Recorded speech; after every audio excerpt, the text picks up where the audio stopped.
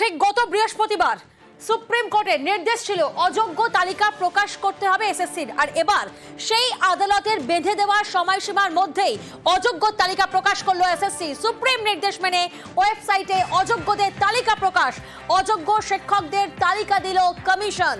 আরো একবার আপনাদের জানাবো, শীর্ষ আদালতের নির্দেশ অনুসারে অযোগ্যদের তালিকা প্রকাশ করলো স্কুল সার্ভিস কমিশন। সুপ্রিম কোর্টের নির্দেশ ছিল 7 দিনের মধ্যে তালিকা প্রকাশ করতে হবে। আদালতের বেঁধে দেওয়া সেই সময়সীমার মধ্যেই শনিবার অর্থাৎ আজ কমিশনের ওয়েবসাইটে সেই তালিকা প্রকাশ করা হয়েছে। প্রতিনিধি সোমরাজ আমাদের সঙ্গে রয়েছেন, সরাসরি সোমরাজের কাছে যাব। সোমরাজ, একেবারে আদালতের বেঁধে দেওয়া নির্দিষ্ট সময়সীমার মধ্যেই আজ অযোগ্যদের তালিকা প্রকাশ হলো, কি কি তথ্য সামনে আসছে?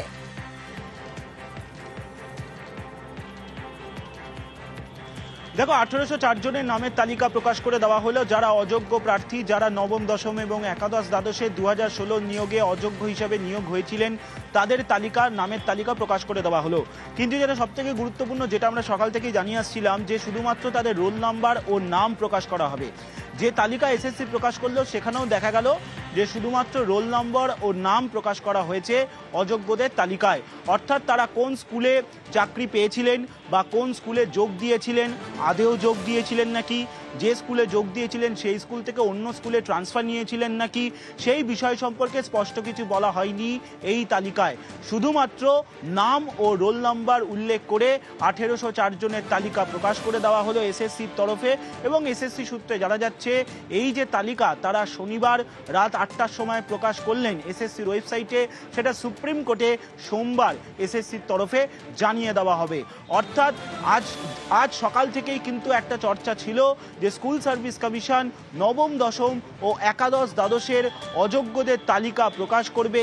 বারবারই এসএসসি এই তালিকা প্রকাশ করার আগে যাচাই করে নিচ্ছিল, কারণ এসএসসি আশঙ্কা করছিল এই তালিকা প্রকাশ করার পর ফের মামলা হতে পারে এবং সেক্ষেত্রে এসএসসি যে নিয়োগ করছে সেই নিয়োগে জটিলতা তৈরি হতে পারে। সেই কারণেই বারবার তালিকা যাচাই করার পর রাত 8টার সময় এসএসসির ওয়েবসাইটে এই তালিকা প্রকাশ করে দেওয়া হলো 1804 জনের। কিন্তু সেই তালিকায় কারা কারা নবম, দশম বা কারা কারা একাদশ দ্বাদশের জন্য চাকরি পেয়েছিলেন সেটাও স্পষ্ট করা হয়নি।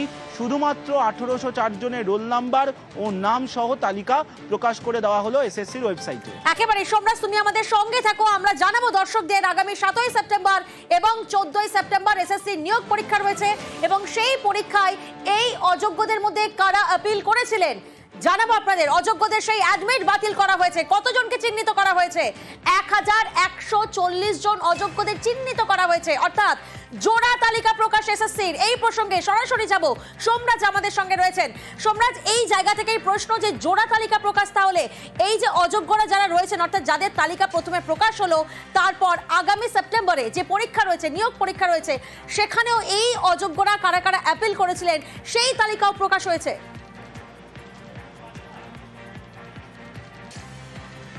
দেখো, তোমাকে একটু বিস্তারিতভাবে বলে দিই। এই যে 1804 জনের অযোগ্যদের তালিকা সার্বিকভাবে প্রকাশ করে দিল, এই 1804 জনের মধ্য থেকে দেখা যাচ্ছে এসএসসির যে নবম, দশম ও একাদশ দ্বাদশের নিয়োগের জন্য একাধিক পরীক্ষার্থী তারা আবেদন করেছিলেন ফের তারা পরীক্ষায় বসার জন্য।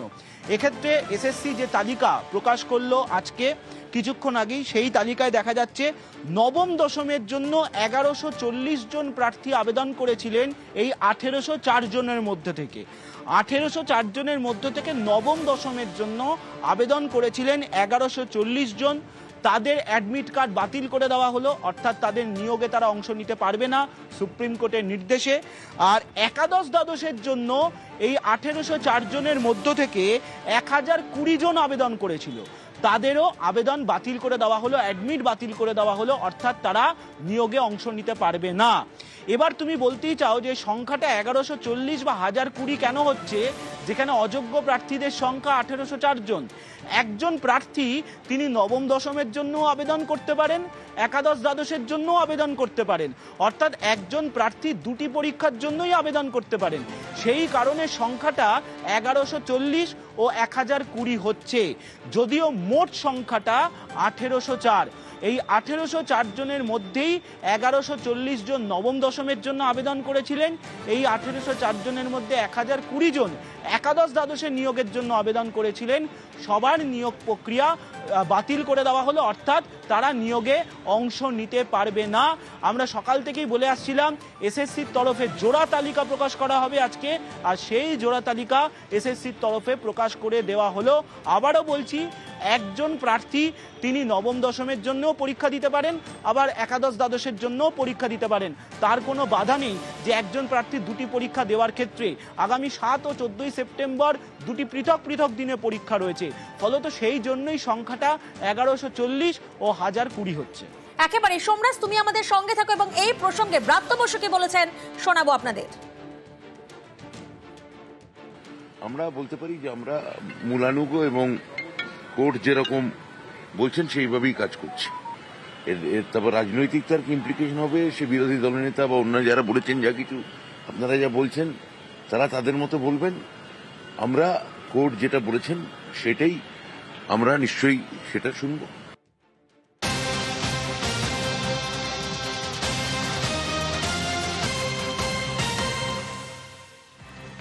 গত বৃহস্পতিবার সুপ্রিম কোর্ট নির্দেশ দিয়েছিল অযোগ্য চাকরি প্রাপকদের নামের তালিকা 7 দিনের মধ্যে প্রকাশ করতে হবে কমিশনকে। আদালতের বেঁধে দেওয়া সময়সীমা এবং সেই সময়সীমার মধ্যে আজ তালিকা প্রকাশ করলো কমিশন। আমাদের আরেক প্রতিনিধি মৈত্রেয়ী আমাদের সঙ্গে রয়েছেন, আমরা সরাসরি মৈত্রেয়ীর কাছে যাব। মৈত্রেয়ী, এই জায়গা থেকেই প্রশ্ন সামনে আসছে, ঠিক কোন নির্দেশের প্রেক্ষিতে আজকের এই তালিকা প্রকাশ?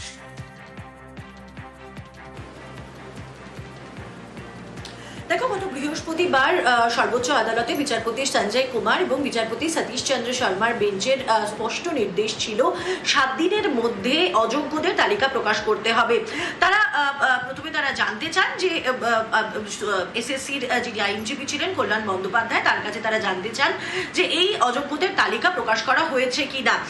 কিছুটা টালবাহানার পর যখন এসএসসির আইনজীবী কল্যাণ বন্দ্যোপাধ্যায় জানিয়েছিলেন যে তালিকা প্রকাশ করা হয়নি, তখন কিছুটা উষ্মা প্রকাশ করেন এবং তারপরে কল্যাণ বন্দ্যোপাধ্যায় এসএসসির আইনজীবী তিনি জানিয়েছিলেন যে যদি আদালত চায় তাহলে 7 দিনের মধ্যে তারা এই তালিকা প্রকাশ করে দেবেন। এবং তখনই কিন্তু সেই বক্তব্যকে নোট করা হয় এবং নির্দেশ দেওয়া হয় যে 7 দিনের মধ্যে এই তালিকা প্রকাশ করতে হবে এবং সেটি ওয়েবসাইটে আপলোড করতে হবে স্কুল সার্ভিস কমিশনের। এই নির্দেশ দেওয়া হয় 28 তারিখ এবং পরের দিন এই অর্থাৎ 29 তারিখ যখন এই সেম বেঞ্চে অর্থাৎ বিচারপতি সঞ্জয় কুমার এবং বিচারপতি সতীশ চন্দ্র শর্মার বেঞ্চে এসএসসির অপর একটি মামলা ছিল, সেই মামলার শুনানির সময় এসএসসির আইনজীবী কল্যাণ বন্দ্যোপাধ্যায় তিনি জানিয়ে দিয়েছিলেন যে আজ অর্থাৎ শনিবার তারা এই তালিকা প্রকাশ করবেন এবং সেখানে সমস্ত তথ্য তাদের তরফ থেকে দেওয়া হবে। সেই সর্বোচ্চ আদালতের নির্দেশ মেনেই কিন্তু এবার তারা সেই তালিকা প্রকাশ করলো। 7 দিনের সময়সীমা দেওয়া ছিল সর্বোচ্চ আদালতের এবং তারা স্পষ্টতই জানিয়ে দিয়েছিলেন যে যদি 7 দিনের মধ্যে এই তালিকা প্রকাশ করা না হয় তাহলে পিটিশনাররা যেন সেটা সর্বোচ্চ আদালতের দৃষ্টিতে আনেন বা তাদেরকে জানান যে এই তালিকা প্রকাশ হয়নি। কিন্তু সর্বোচ্চ আদালতের নির্দেশ মেনেই সেই তালিকা এবার স্কুল সার্ভিস কমিশনের তরফ থেকে প্রকাশ করা হলো তাদের ওয়েবসাইটে দিয়ে। প্রিয়াঙ্কা, একেবারেই আপনাদেরকে গ্রাফিক্যাল প্রেজেন্টেশনের মাধ্যমে দেখাচ্ছিলাম যে সুপ্রিম কোর্টের বিচারপতি সঞ্জয় কুমার এবং বিচারপতি সতীশ চন্দ্র শর্মার বেঞ্চ ঠিক কি নির্দেশ দিয়েছিলেন গত বৃহস্পতিবার, যার জন্য সুপ্রিম কোর্টের এই নির্দেশে আজকের এই অযোগ্য চাকরি প্রাপকদের নামের তালিকা বেঁধে দেওয়ার সময়সীমার মধ্যে প্রকাশ করলো কমিশন। আর এবার এরই পর শুরু হয়েছে রাজনৈতিক চর্চা, শোনাবো আপনাদের। স্বাধীনতার পরে কোথাও হয়নি, এমনকি ত্রিপুরায় যে বাম সরকারের 10,000 সামথিং প্রাইমারি গেছিল সেখানেও কিন্তু সরকার তাদের অযোগ্য স্বীকার করেনি। এখানে অন রেকর্ড 1803 জনের চাকরি অবৈধভাবে মমতা ব্যানার্জির সরকার দিয়েছে, স্বীকার করার মধ্য দিয়ে প্রমাণিত হলো এই সরকার যারা সংবিধানকে সামনে রেখে মন্ত্রগুপ্তির শপথ নিয়েছে তারা এই ধরনের বেআইনি কাজ করেছে। এটা সম্পূর্ণভাবে কোনো নির্বাচিত সরকার করতে পারে না। সুপ্রিম কোর্টের নির্দেশে এসএসসির আইনজ্ঞ কল্যাণ ব্যানার্জি যে কমিটমেন্ট করেছিলেন সেটা আজকে ফুলফিল করা হয়েছে।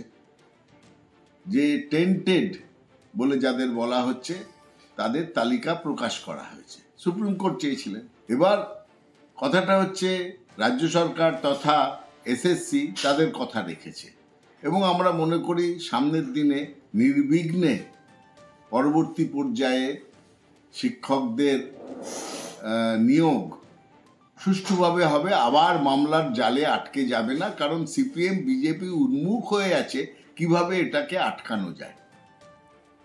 ঠিক গত বৃহস্পতিবার সুপ্রিম কোর্টের বিচারপতি সঞ্জয় কুমার এবং বিচারপতি সতীশ চন্দ্র শর্মার বেঞ্চের নির্দেশ অযোগ্য প্রার্থীদের নাম প্রকাশের করতে হবে 7 দিনের সময়সীমা বেঁধে দেওয়া হয়। আজই দুপুরে এসএসসি চেয়ারম্যান সিদ্ধার্থ মজুমদার তিনি পৌঁছে যান কমিশনের দফতরে, সেখানে আধিকারিকদের সঙ্গে বৈঠক হয়, আইনি পরামর্শ নেওয়া হয় এবং একেবারে বেঁধে দেওয়া সময়সীমার মধ্যেই আনুষ্ঠানিকভাবে এসএসসি সেই অযোগ্যদের তালিকা প্রকাশ করে ঠিক 8টার সময়।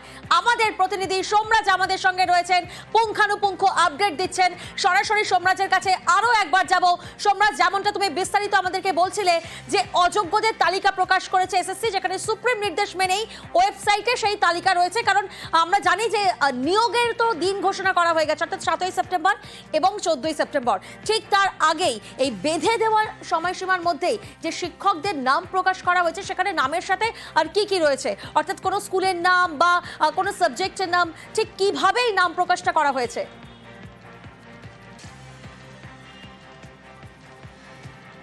দেখো, যেটা আমরা সকাল থেকেই জানিয়ে আসছিলাম যে শুধুমাত্র নাম ও রোল নাম্বার প্রকাশ করা হবে, সেইভাবেই এসএসসি তালিকা প্রকাশ করেছে, অর্থাৎ শুধুমাত্র অযোগ্য প্রার্থীদের নাম ও তাদের রোল নাম্বার দেওয়া হয়েছে। তারা কোন স্কুলে চাকরি পেয়েছিলেন বা সেই স্কুলে যোগ দিয়েছিলেন নাকি, বা যে স্কুলে চাকরি পেয়েছিলেন সেই স্কুল থেকে অন্য স্কুলে চলে গিয়েছেন নাকি, সেই বিষয় সম্পর্কে এসএসসির কাছে নির্দিষ্ট কোনো তথ্য নেই এখনো পর্যন্ত সব প্রার্থীদের, সেই কারণে এসএসসি স্কুলের নাম দেয়নি। দ্বিতীয়ত বিষয়, অর্থাৎ কোন সাবজেক্টের জন্য তারা চাকরি পেয়েছিলেন, ইতিহাসের জন্য নাকি ভূগোলের জন্য নাকি ভৌতবিজ্ঞানের জন্য, সেই সাবজেক্ট স্পেসিফিকও উল্লেখ করা নেই এই তালিকায়, যেটা আমরা বলেই আসছিলাম সকাল থেকে। তার কারণ এসএসসির কাছে সেই তথ্য নির্দিষ্টভাবে নেই এবং সেই কারণেই কিন্তু এসএসসি এই তথ্যগুলি দিতে পারেনি। আর তার জন্যই এসএসসি শুধুমাত্র নাম ও রোল নাম্বার দিয়েই এই 1804 জনের অযোগ্য প্রার্থীদের তালিকার নাম প্রকাশ করেছে। এসএসসি সুপ্রিম কোর্টে সোমবারের মধ্যেই জানিয়ে দেবে যে তারা এই তালিকা প্রকাশ করলো। এখন এসএসসির কাছে যে আশঙ্কার বার্তা, যে আগামী 7ই সেপ্টেম্বর ও 14ই সেপ্টেম্বর এসএসসি লিখিত পরীক্ষা নেবে। তুমি জানো তার পরবর্তীতে লিখিত পরীক্ষার সময় তারা পাননি, এসএসসি আগেই তা সিদ্ধান্ত নিয়ে জানিয়ে দিয়েছিল। এক্ষেত্রে আজকের এই তালিকা প্রকাশের পর ফের মামলা হতে পারে, তেমনটাই আশঙ্কা করছে এসএসসি। সেক্ষেত্রে এসএসসি চাইছে না যে এই নিয়োগে আবার কোনো আইনি জটিলতা তৈরি হোক, কারণ এসএসসি লিখিত পরীক্ষার জন্য সব রকমের প্রস্তুতি নিয়ে রেখেছে। আগামী 7ই সেপ্টেম্বর ও 14ই সেপ্টেম্বরের জন্য গোটা রাজ্য জুড়ে এই দুদিন মিলিয়ে প্রায় 5,80,000 পরীক্ষার্থী পরীক্ষা দেবেন। একটা বিশাল কর্মযজ্ঞ হবে এই দুদিন পরীক্ষাকে কেন্দ্র করে। ইতিমধ্যেই পরীক্ষার প্রস্তুতির জন্য জেলায় জেলায় গাইডলাইন পাঠিয়ে দেওয়া হয়েছে কিভাবে পরীক্ষার জন্য প্রস্তুতি নিতে হবে। তার আগেই এই অযোগ্যদের তালিকা প্রকাশ করা 1804 জনের, সেক্ষেত্রে অবশ্যই এসএসসির আশঙ্কা থাকছেই বা আশঙ্কার জায়গাতে থাকছেই যে এই তালিকা নিয়ে ফের মামলা হতে পারে। একেবারে সোমরাজ, অর্থাৎ জোড়া তালিকা প্রকাশ, একদিকে 1804 জনের নাম অযোগ্য তালিকায় এবং সেই অযোগ্যদের মধ্যে যারা 7ই সেপ্টেম্বর এবং 14ই সেপ্টেম্বরের পরীক্ষার জন্য নিয়োগ পরীক্ষার জন্য আপিল করেছিলেন সেই তালিকা, অর্থাৎ তাদের মধ্যে 1140 অযোগ্য চিহ্নিত করেছেন এসএসসি। এবং এই তালিকা প্রকাশের পরই সুমন বিশ্বাস, চাকরিহারা শিক্ষক, তিনি কি বলছেন শোনাবো আপনাদের। আজকের দিনে আমরা কিছুটা স্বস্তি পেলেও আমাদের যোগ্য চাকরি জবে ফিরবে সেদিনই আমরা স্বস্তিতে আনন্দে আপনাদের সামনে কথা বলতে পারবো। সেপ্টেম্বরে এসএসসির পরীক্ষা 7ই সেপ্টেম্বর 14ই সেপ্টেম্বর। এসএসসির পরীক্ষা কবে কবে রয়েছে? 7ই সেপ্টেম্বর রবিবার দিন নবম দশমের শিক্ষক নিয়োগের লিখিত পরীক্ষা। এসএসসির পরীক্ষা 14ই সেপ্টেম্বর রবিবার, সেদিন একাদশ দ্বাদশের শিক্ষক নিয়োগের পরীক্ষা হবে। আর এবার যে প্রেক্ষিতে আজকের এই নির্দেশ, সেটা একবার ব্যাকে গিয়ে আপনাদেরকে জানায়। 2021 থেকে 2025 এসএসসি নিয়োগ দুর্নীতি মামলা কোন পথে এগোয় দেখে নেওয়া যাক। দেখুন,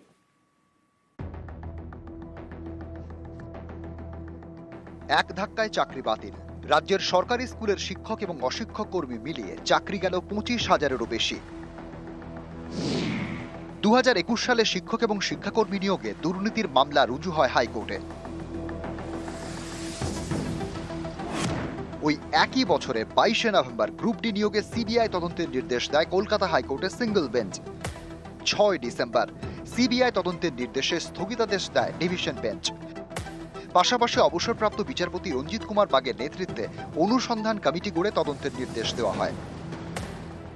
2022 সালের 15 ফেব্রুয়ারি গ্রুপ সি নিয়োগ দুর্নীতি তদন্তে সিবিআই তদন্তের নির্দেশ। এরপর এই মামলায় স্থগিতাদেশ দিয়ে গ্রুপ সি নিয়োগেও বাগ কমিটিকে তদন্তের নির্দেশ।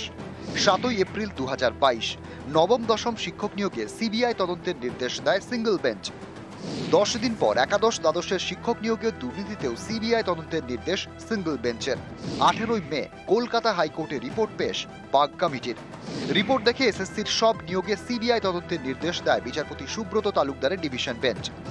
28 সেপ্টেম্বর 2022 কলকাতা হাইকোর্টে প্রথম রিপোর্ট দেয় সিবিআই।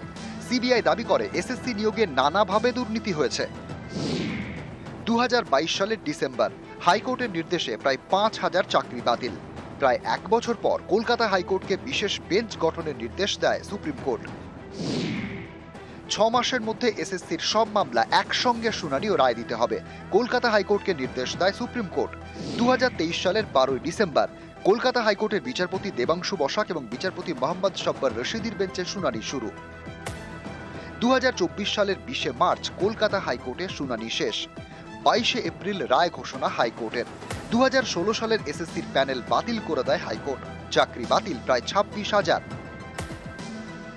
হাইকোর্টের এই রায়কে চ্যালেঞ্জ জানিয়ে সুপ্রিম কোর্টে মামলা। 3 এপ্রিল 2025 কলকাতা হাইকোর্টের রায় বহাল রাখল সুপ্রিম কোর্ট। এক ধাক্কায় চাকরি গেল 25,000-এরও বেশি।